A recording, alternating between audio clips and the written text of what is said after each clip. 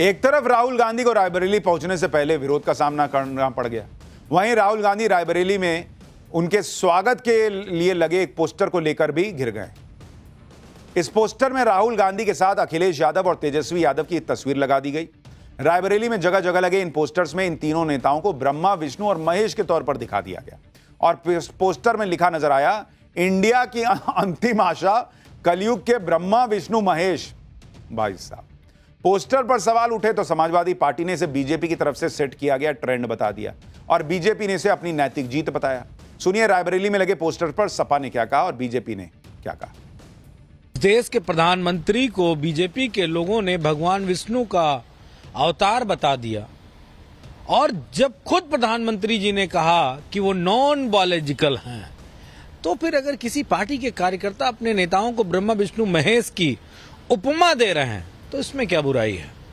और बीजेपी को ये पैटर्न बदलना पड़ेगा। अगर बीजेपी इस तरह से राजनीति करेगी तो मंदिर मोदी जी की तरह और भी नेताओं के बन जाएंगे। कांग्रेस पार्टी ने सुप्रीम कोर्ट में हलफनामा दिया था कि राम सीता वास्तविक पात्र ही नहीं है। इस पोस्टर विवाद के बीच उपराष्ट्रपति चुनाव के नतीजों और क्रॉस वोटिंग पर सवालों ने राहुल गांधी का पीछा रायबरेली में भी नहीं छोड़ा। राहुल गांधी से जब क्रॉस वोटिंग पर सवाल हुए तो उन्होंने क्या कहा, सुनिए जरा। Rahul sir, any word on vice president poll, sir? Any word on vice? Vote chor, gaddi chor. Sir, you think that this is also a vote chori, sir? Yeah, 100%. Rahul sir, sir, do you think this is against another vote chori? 100%. It's going on all over the country, all over UP. Vote chor, gaddi chor. कल लोग मजे मजे में कह रहे थे कि कहीं कांग्रेस या इंडी वालों के 15 वोट कम पड़े हैं, राहुल गांधी वोट चोरी ना करें। और राहुल गांधी सच में वोट चोरी कह दिया कि या 100% वोट चोरी है ये।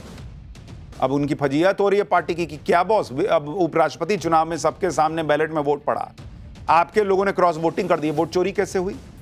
राहुल गांधी उपराष्ट्रपति चुनाव में वोट चोरी का आरोप लगाकर एक तरह से अपनी ही पार्टी की फजीहत करवा रहे हैं, क्योंकि कांग्रेस ने चुनाव से पहले मॉक पोल भी करवाया था ताकि यह तय किया जा सके कि इंडी के सभी सांसद अपने कैंडिडेट को वोट डालें और सही तरीके से डालें। बीजेपी ने उपराष्ट्रपति चुनाव में एकजुटता का दावा करने वाली कांग्रेस और इंडी गठबंधन के क्रॉस वोटिंग के मामले पर घेरा। दावा किया है कि एनडीए के कैंडिडेट सीपी राधाकृष्णन को 452 वोट इसलिए मिले क्योंकि इंडी गठबंधन के कई सांसदों ने उनका समर्थन दिया। एनडीए ने इसका गणित समझाते हुए बताया कि उपराष्ट्रपति चुनाव में कुल 767 सांसदों ने वोट डाला, 15 वोट अवैध करार दिए गए, यानी चुनाव में 752 वैलिड वोट पड़े। बीजेपी और एनडीए ने 24 वोटों की क्रॉस वोटिंग होने का दावा किया है। एनडीए का दावा है कि उसे उम्मीद से 14 वोट ज्यादा मिले। एनडीए के मुताबिक उसके पास कुल 427 वोट थे और वाईएसआर कांग्रेस का समर्थन मिलने के बाद यह संख्या 438 पहुंच गई। लेकिन उपराष्ट्रपति चुनाव में एनडीए को 452 वोट मिले। इस बीच सूत्रों ने दावा किया कि आम आदमी पार्टी के 6 सांसदों, आरजेडी के 3 सांसदों और झारखंड मुक्ति मोर्चा के 1 सांसद ने क्रॉस वोटिंग की है। यह सूत्रों का दावा है। अब यह भी देखिए कि उपराष्ट्रपति चुनाव में एनडीए कैंडिडेट की जीत के बाद बीजेपी के नेता क्या कह रहे हैं। किरेन रिजिजू जो केंद्रीय मंत्री हैं, उन्होंने कहा कि उपराष्ट्रपति चुनाव में एनडीए कैंडिडेट के पक्ष में अंतरात्मा की आवाज सुनकर वोट डालने वाले इंडी गठबंधन के कुछ सांसदों का विशेष धन्यवाद। पीयूष गोयल ने कहा कि एनडीए की ताकत 427 थी, हमें 25 अतिरिक्त वोट मिले। यह दिखाता है कि पीएम मोदी की नीतियों और नेतृत्व पर विपक्षी सांसदों का भरोसा है। तो ऐसे ही तमाम लोगों ने जो है वो अपनी बातें कही। कांग्रेस नेता मनीष तिवारी ने क्रॉस वोटिंग के दावों को गंभीर मामला बताया और इंडी गठबंधन को इस मुद्दे पर आत्म मंथन की नसीहत दी। बंगाल की मुख्यमंत्री ममता बनर्जी के भतीजे और टीएमसी सांसद ने भी माना कि उपराष्ट्रपति चुनाव में क्रॉस वोटिंग हुई है। एक बार सुनिए मनीष तिवारी। अगर कथाकथित तौर पर क्रॉस वोटिंग हुई है तो ये अति संवेदनशील और बहुत ही संगीन बात है और जो तथ्य सार्वजनिक हुए हैं, जो सवाल आप पूछ रहे हैं, अगर उसमें ज़रा सी भी सच्चाई है तो जो इंडिया ब्लॉक के घटक दल हैं उनको इसकी तय में बहुत बारीकी से जाना चाहिए। जैसे मैंने कहा कि खास करके कुछ पार्टी ऐसा है, स्पेशली राज्यसभा में कुछ लोगों को हमको देखने को मिला है जहाँ पे कुछ लोग हो सकता है उनके पार्टी से चुने गए हो लेकिन अभी भी एकदम साफ बीजेपी के साथ अलाइंड है। ये तो आप लोगों को देखने को मिला है।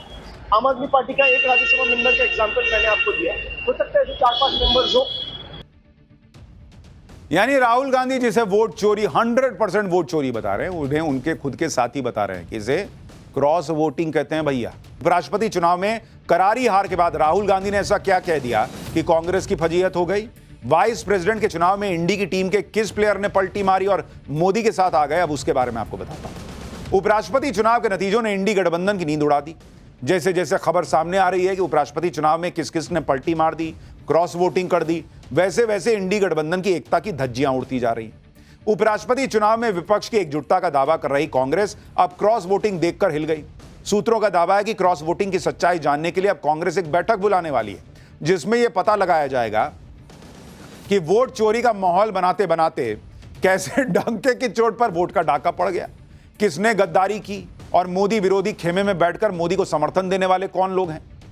इधर उपराष्ट्रपति चुनाव में मिली करारी हार पर सुबह से गुणा भाग शुरू हो गया और इस घमासान के बीच राहुल गांधी अपने संसदीय क्षेत्र पहुंचे, लेकिन वहां पीएम मोदी को मां की गाली के मुद्दे पर वो घिर गए। राहुल गांधी को रायबरेली पहुंचने के लिए रास्ता तक बदलना पड़ गया। कैसे राहुल गांधी का विरोध हो गया? उपराष्ट्रपति चुनाव की हार पर राहुल गांधी ने ऐसा क्या कह दिया कि कांग्रेस की फजीहत हो गई? साथ में बात इंडी टीम के उन प्लेयर्स की होगी जो पलटी मार के मोदी के साथ आ गए, लेकिन पहले जरा झलक देखिए।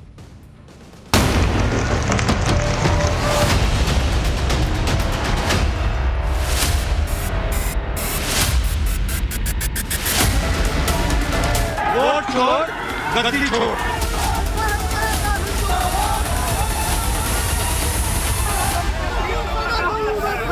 देखिए, क्रॉस वोटिंग की बात कौन कर रहा है?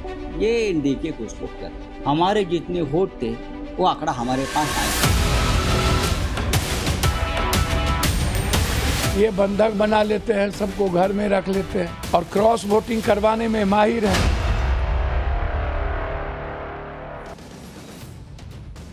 सबसे पहले बात करते हैं राहुल गांधी के रायबरेली दौरे की। राहुल गांधी आज 2 दिन के दौरे पर अपने संसदीय क्षेत्र रायबरेली पहुंचे, लेकिन रायबरेली पहुंचने के लिए उन्हें अपना रास्ता बदलना पड़ा, क्योंकि बिहार के दरभंगा में जिस तरह इंडी गठबंधन के मंच से प्रधानमंत्री मोदी को मां की गाली दी गई, उसके खिलाफ भड़के गुस्से का असर रायबरेली में भी नजर आया।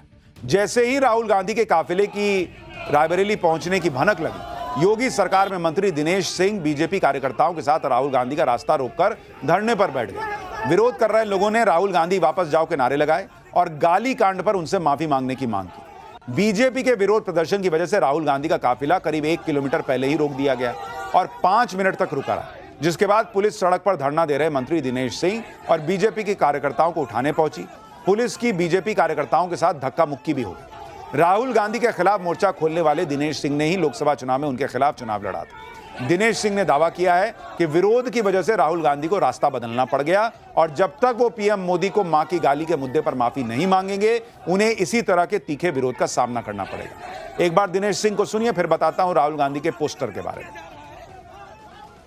मोदी जी की मां को गाली दिया, यह किसी भी दशा में किसी भी बेटे के लिए जो भारत की किसी भी मां के कोख से जन्म लिया है उसके लिए लज्जित करने वाला विषय है। राहुल गांधी जी को इस पर माफी मांगनी चाहिए। अपने गाली देने वाले कार्यकर्ताओं को कंडम करना चाहिए, उनको पार्टी से निष्कासित किया जाना चाहिए। स्वयं ही कह देते कि मैं जो हमारे कार्यकर्ताओं ने किया उसके लिए मैं लज्जित हूं, तो शायद लगता कि यह उचित है, लेकिन राहुल गांधी जी इस प्रथा को बढ़ाना चाहते हैं। For more of such videos, do like, share and subscribe to ET Now Swadesh.